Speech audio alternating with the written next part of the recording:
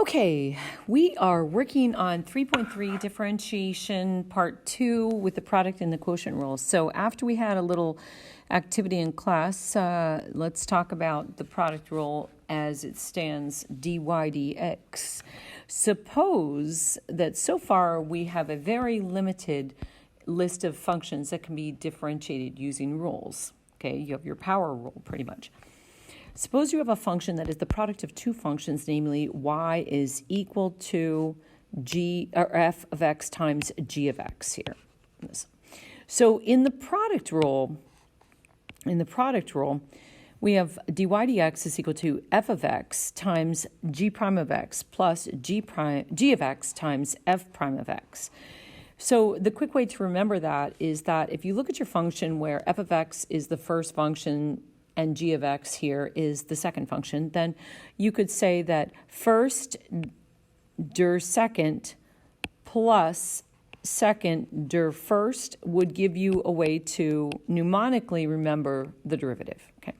Then you have the quotient rule. The quotient rule is, suppose you have a function that is the quotient of two functions, namely y is equal to f of x over g of x, where f of x is the high and g of x is the low.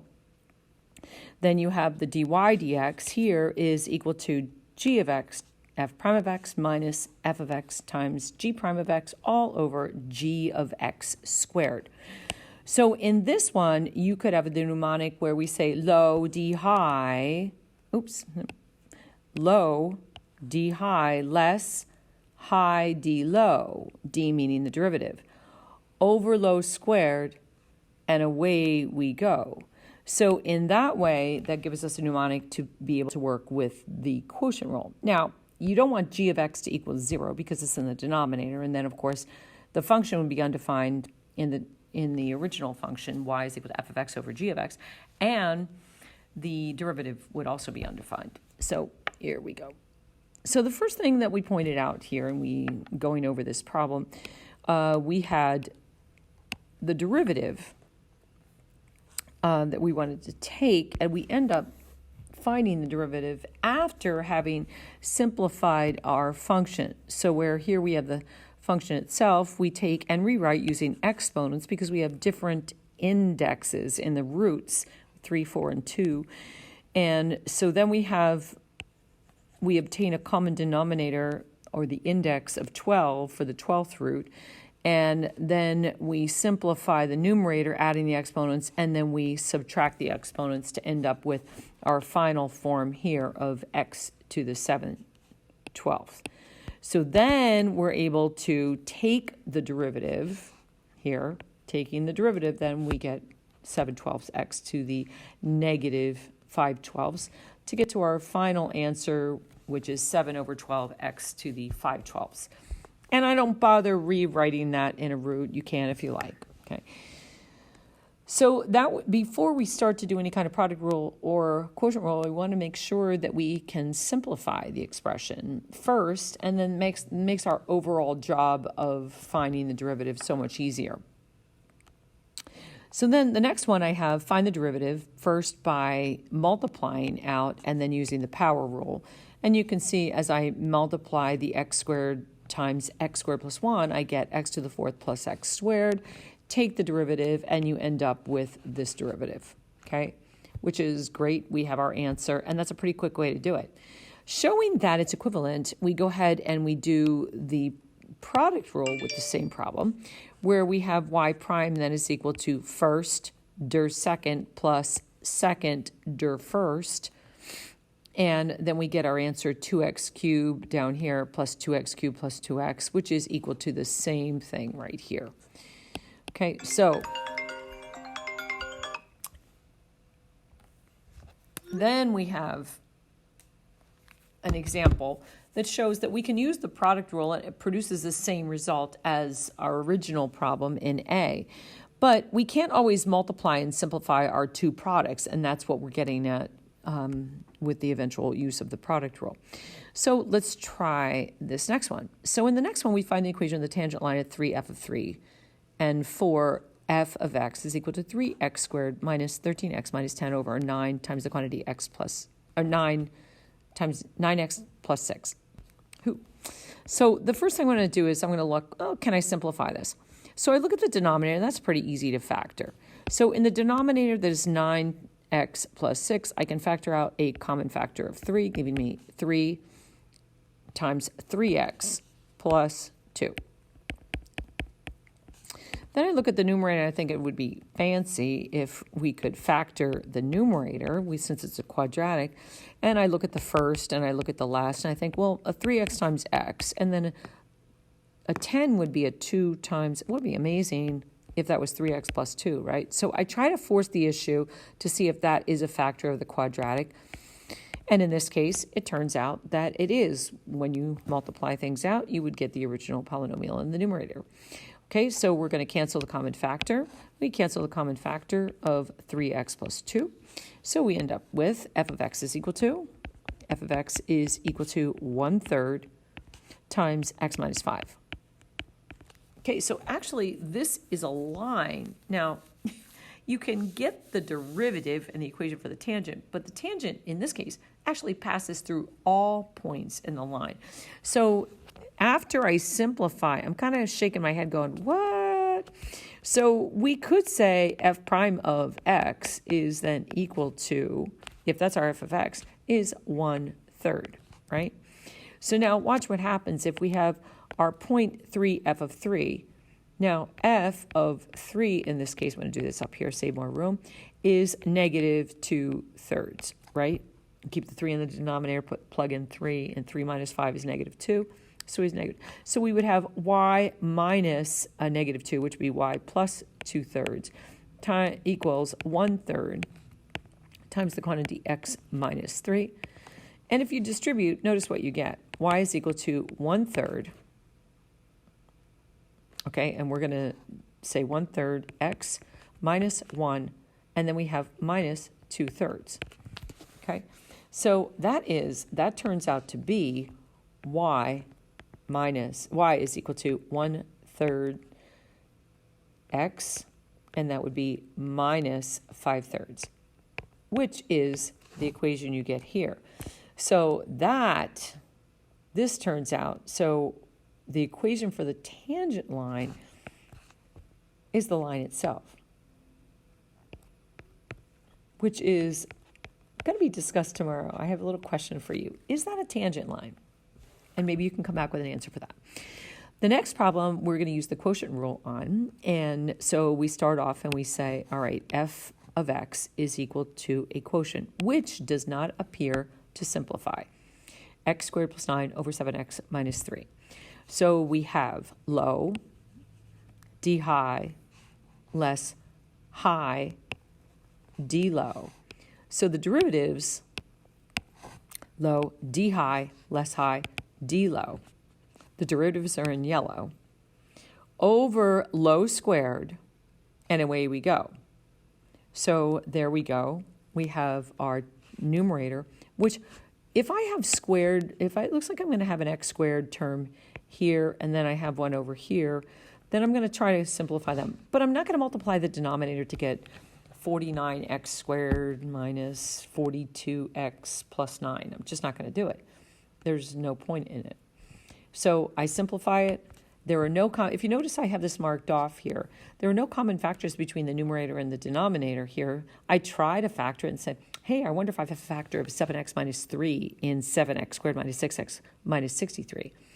So if I choose 7x minus 3 as a factor, then the other factor is going to have to be x plus 21. It'd have to be a positive 21 to produce a negative 63. It's not that fact, because if you look, we get way too high here. 7 times 21 is 140. 140 plus 7, 147. So that's not going to work out. So in this case, it doesn't factor. There's your answer. So again, here we have a quotient rule. We have f prime of x, and here is our high, and we have our low. So we're going to say low d high. We always start it out low. Low is 3x squared minus 6x plus 1. D high is just 1. Low d high less high is x. D low is 6x minus 6. And that's all over low squared. So this is another example where I'm going to put in 3x squared minus 6x plus 1, and then I'm just going to square it. So now there is a tendency for students to go like this, but you can't do that. You can't do that because you can't cancel over addition. Subtraction is addition of the opposite. So I'm going to simplify the top of it. So what do we have? 3x squared minus 6x plus 1 minus 6x squared plus 6x. And I'm going to combine like terms there and there. And then it looks like I get a negative 3x squared plus 1 for the numerator. So I get negative 3x squared plus 1, and then that would be over the quantity 3x squared minus 6x plus 1 squared. And there would be your derivative. And that's all we're doing there. Okay? Finding the derivative.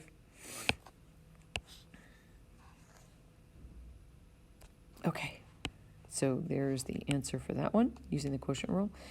And I have another one, but I'm going to say, again, you want to simplify before you go forward. Just check it out at the very least. So when I look at this one, I've got this x minus 5 in the denominator. And so I think to myself, is this an x minus 5 times x minus 2 or plus 2? And so you want to check out to see if the expression simplifies first. X minus 5 times x minus 2 is equal to the original polynomial, x squared minus 3x minus 10. And so we cancel, simplify.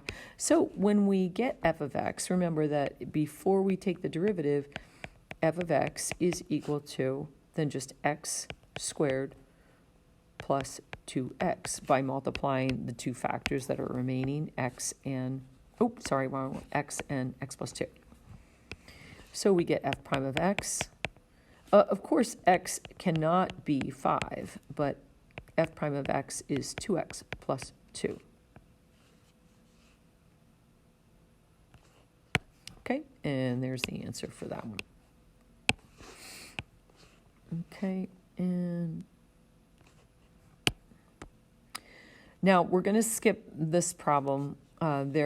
If you want to try those on your own, you can and check with me. We have a couple problems that are somewhat familiar, and the rest of these, I'm going to scooch all the way down here to these. And I want to do these a couple different ways. I'm going to do f prime of x is equal to low. Here's your low. Here's your high.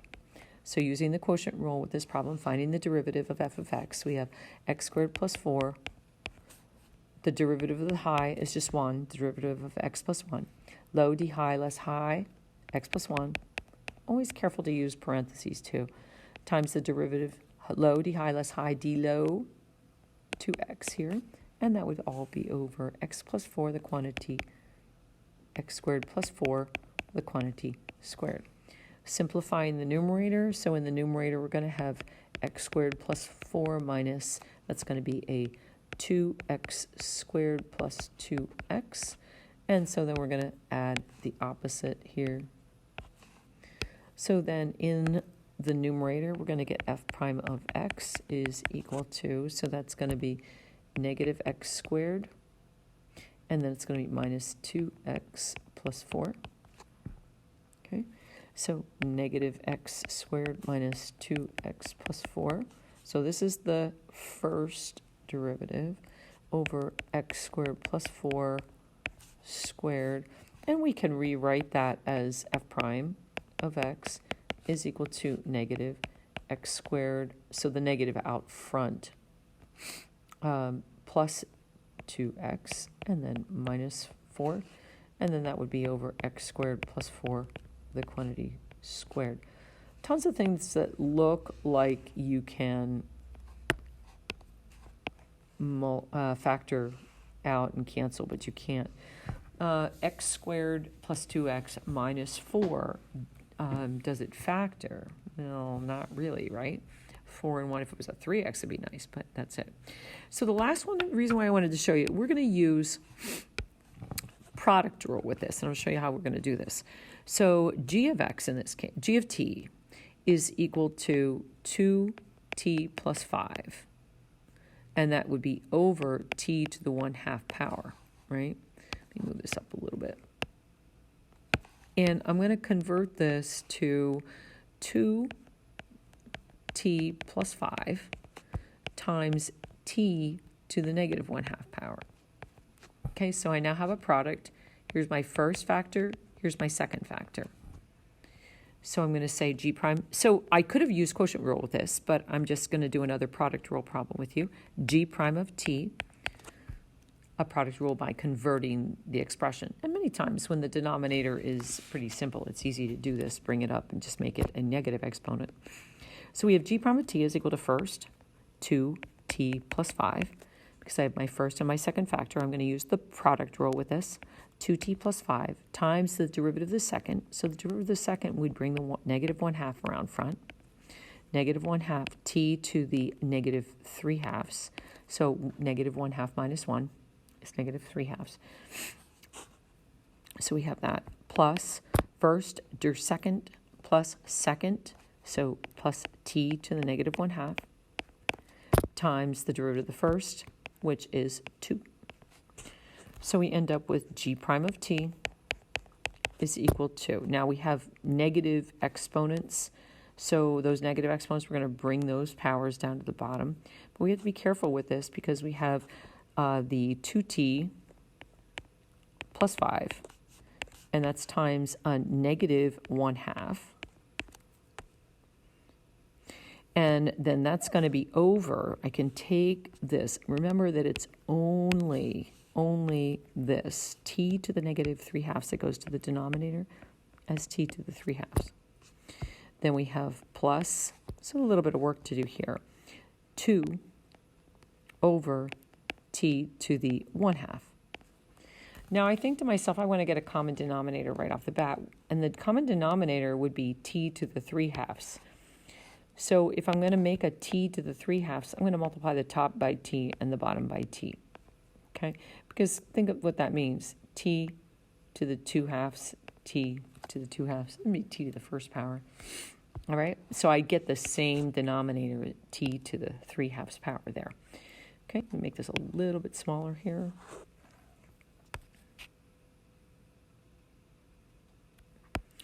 Okay, so now I'm going to distribute the negative 1/2 in the first grouping, so I get g prime of t. Let's switch back to blue. So that's going to be negative t minus 5/2. That would be over t to the 3/2. And then I get 2t. So it's plus 2t in the numerator, and that would be over t to the 3/2. Okay, so now I'm going to combine numerators and give my final answer. So I have g prime of t then is equal to, I'm going to add these two numerators here and here. So I get 2t minus t, which is just going to be t minus 5/2. I could put 2.5, but I don't know what that was about. Here, 5/2. And then that would be over t to the 3/2. Okay.